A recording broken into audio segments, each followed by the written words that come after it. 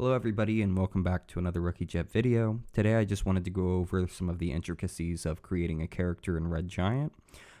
If you've already read the book or you've had a chance to play Red Giant, your mileage might vary with this video.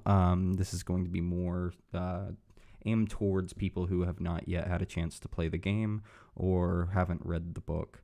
So let's just jump right into things. Here I am on page 12 of the Red Giant core book, and here we have the 4 stats that you'll be able to choose and kind of customize in a game of Red Giant. So just starting off, we have strength. That's going to be used for checks that require physical power, like throwing and lifting. Reflex, which is going to be used for checks that require grace, speed, and poise, like dodging, climbing, sneaking, and balancing. Mind, it's going to be used for concentration, precision, solving puzzles, tinkering with machinery, picking pockets, stuff like that. And then finally, charm, which is used for checks to persuade, deceive, interrogate, intimidate, charm, etc.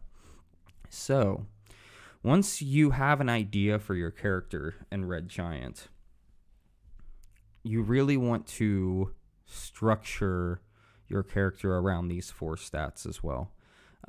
So for instance, if you want to focus on a very strong build, you naturally want to use strength as your main stat. If you want more of a sorcerer character, you want to focus on mind. You want a thief-like character, you want to focus on reflex. And if you want sort of like a bard-ish character, you'd want to be focusing on charm. So we'll get a little bit more into that here in just a second. So by looking down here, we have these different stat spreads that you can use, and there are 4 available in the book. We have average, which comes with 6, 8, 8, 8, focused 6, 6, 8, 10, specialty 4, 8, 8, 10, and hyper focused 4, 6, 10, 10.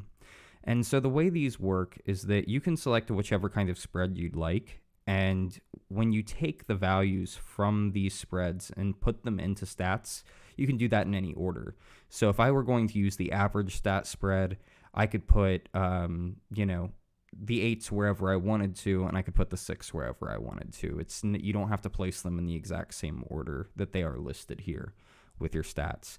And one of the unique things about Red Giant is going to be that all of these values actually represent a die, like a die size. So for instance, a D6 is going to represent a 6 is going to represent a D6, and so on and so forth. So I mean D8, D10, D4, etc. So all of these represent the die size, just so we're clear. So for instance, if I wanted to take a specialty spread and apply that to my character, I could put 4 in charisma, 8 in mind, 8 in reflex, and then a 10 in strength if I really want to create that kind of build. Additionally, we have 3 more special stats: health, spirit, sanity. Those are going to be determined by the archetype that you choose for your character. Excuse me. And so we'll get to that here in a minute. Money and items, we can skip this for now. Let's dive into it a little bit. So you start the game off with 40 Joss, which is your money, and then you get a number of item slots equal to 4 plus your strength. So if you have a 8 in your strength, you would have 4 plus the 8 as your total inventory size. And so most items are going to have some sort of number associated with them. Money does not have a item size associated with it. You can just carry money, because I feel like it would be silly if you had to make more room for the money, just to kind of make things streamlined a bit. And then groups of small identical items can naturally be put together in one slot and don't need to be stacked in some cases. For most of this, I'm going to skip, and we're going to just jump more back into the actual creation of your own character. So next, we can kind of skip the stats for a little bit and just focus on how we really want to role play this character. So for some people, they would like to roll on these tables here. We have personality, flaw, past, and misfortune. You can roll d20 on these to create your character. You can write in your own. It doesn't really matter. I guess it just depends on who you're playing with and how you guys have decided to play the game. So just make sure to check with your GM and make sure that they're accepting customized characters to this level before you go write in your own stuff. But if you want to make something on the fly, if your character dies during the game and you want to roll up a new character, it's a super easy way to do this by rolling for personality flaw, past, and misfortune. So now we are at the archetypes. Archetypes will determine your health, spirit, and sanity, as I mentioned before. All of these different archetypes also come with skills. You begin the game with the first skill for each archetype, and you will unlock the others as your character levels up through playing the game. There's also alternative rules where you can start with all of them unlocked from the beginning, but I don't recommend that for new players at all. So for now, we're just going to kind of focus on having the first skill unlocked at the start of the game. So if we look at some of these, we notice that the Vagabond is built different than the Hunter. So the Vagabond has less health than the Hunter. The Vagabond has more spirit, and they both have the same amount of sanity. It's very, very important to hold off on plugging your stats in with the different stat spreads that we mentioned up above here. You definitely, I think, want to pick your archetype first, so you better know how to build out those stats, because you don't want to create a character that's really, really strong and just absolutely barbaric, and then have somebody like the sorcerer as their, as the archetype, where they're more magic oriented and focused on that. I'm not saying you want to metagame with everything, but if you're just beginning the game, it can be pretty brutal. Your characters will die. You cannot save this world and all that. So definitely make sure to look at the archetypes first and then kind of flesh out your character from there. So with all of these, we have the Vagabond, the Hunter, the Slayer, the Sorcerer, the Aegis, the Hidden, the Haunted, the Speaker, the Siren, and the Traveler. And I'm not going to dive into all of these because they're pretty straightforward, and I might make a video on them later. But they're very straightforward in terms of what they actually do, and I feel like, reading over them and telling you guys what they do during this period of time is just going to bog down the video for people who want to just learn how to make a character and jump into the game. So let's just recap real quick. So you want to build out your archetype first. You want to choose that first. Plug in your health, spirit, and sanity.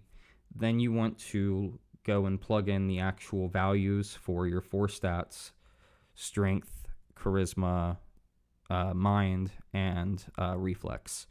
And then from there, you can pretty much just roll on the tables or add in your past, misfortune, all those fun details.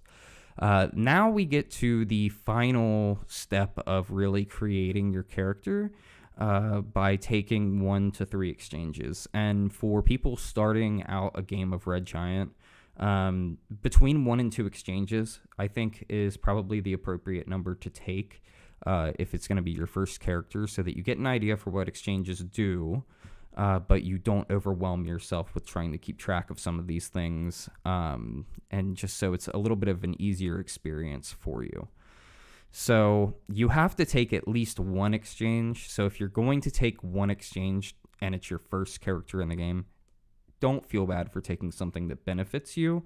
Or if you're thinking, hey, I didn't build this character very well and I think he might die soon, take something wild, make it an interesting experience for your entire party. So I will make another video kind of going in more depth over the exchanges, because some of these I feel like I kind of need to flesh out a little bit more and tell people what they actually, not what they actually do, but just kind of dive more into a little bit of lore behind it and why I chose these. But yeah, we have a lot of different exchanges that you can pick from. and then you can just plug those into your sheet and just make sure that you're following the rules when playing the game for each different exchange. Like, for instance, if natural leader, that's a pretty good one to take when you're starting off the game, where when you have 4 or more party members, you gain +1 to all checks. However, when you have less than 4 party members, you suffer -1 to all checks. So that could work in a way where when all of your group is together and you're on the road, you're going to get +1 to all checks, which is a fantastic bonus in this game. But when you have less than 4 party members, like say you split up or, people die and they haven't rolled up new characters yet, you would lose -1 to all checks. So it's definitely a double-edged sword, as most of these are. And then, let's see if there's anything past this. We get into character advancement. So for new players, I could see this kind of being a little bit confusing, and I'm going to touch on it just briefly. So I had said previously that when you build out your character, each value associated with your stat is also associated with a die size. So D4, D6, D8, D10, D12. D12 is going to be the maximum that your values can go up to.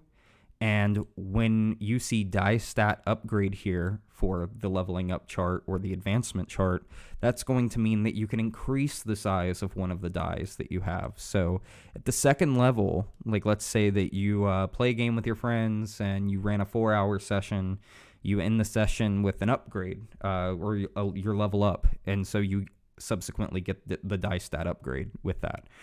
You would, if you wanted to make your character more all around or a more rounded type, let's say you have D4 in charisma. You're not very charismatic. People don't really care for you.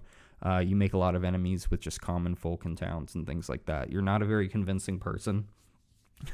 And you want to be a little more convincing, right? So what you would do is simply choose the charisma stat for your die stat upgrade, and you would raise the value from a D4 to a D6. And from now on, you would be rolling a D6 instead of that D4. I really do recommend kind of trying to flesh out your strongest stats first. But if you notice that your characters in a lot of situations where they're failing things, like with charisma, for example, if they're not a very good talker, they're not good at convincing people, and that's something your character is trying to do a lot, you may want to level that up instead. So let's go and take a look at the character sheet down here and just kind of recap on everything we've talked about. So with the character and player that you have, you're going to obviously record the character name. You're going to record the player name. You're going to select your archetype, and then you're going to place that in this little area here. And defense, you won't worry about just yet until you actually get some armor and equipments. There's a little portrait here, so you can draw your character. Very fun, very nice. Strength, reflex, mind, charm. This is where you would slot in the different die spreads, so D4, D6, D8, D8, whatever.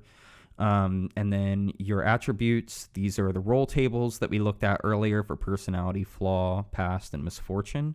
Again, check with your GM, see if they want you to roll on the tables or if they're okay with you writing things in and making your own characters to that degree. And then feel free to write that information in there. For the archetype, you would be putting in the skills here. I recommend just writing down all 3 skills, unless you're doing any kind of homebrew. That way you can just reference them whenever, and you don't have to go back into the book and write them down whenever you do level up. Exchanges and curses. I feel like this is enough space for most of them, but if not, feel free to just keep a separate piece of paper with you to kind of highlight that. Or if you're using homebrew and making your own exchanges and curses, go ahead and record them here. And I know we haven't talked a lot about curses, but we're not going to dive into that for character creation, since you're not supposed to really start the game with any curses unless you choose an exchange that also comes with a curse side effect. Items and equipment. The most important thing you want to record here is that you're going to have, obviously, your item slots affected by your strength modifier, so you want to record how many item slots you have. And you can also record how many that you currently have taken up here as well. The one thing I would say to pay attention to is that if you do increase your stat for strength through leveling up, you're going to want to make sure that you also change your item slots to accommodate for that as well. And then here you would naturally put your weapon, your armor, and any other kind of items that you have, along with your total number of joss or money.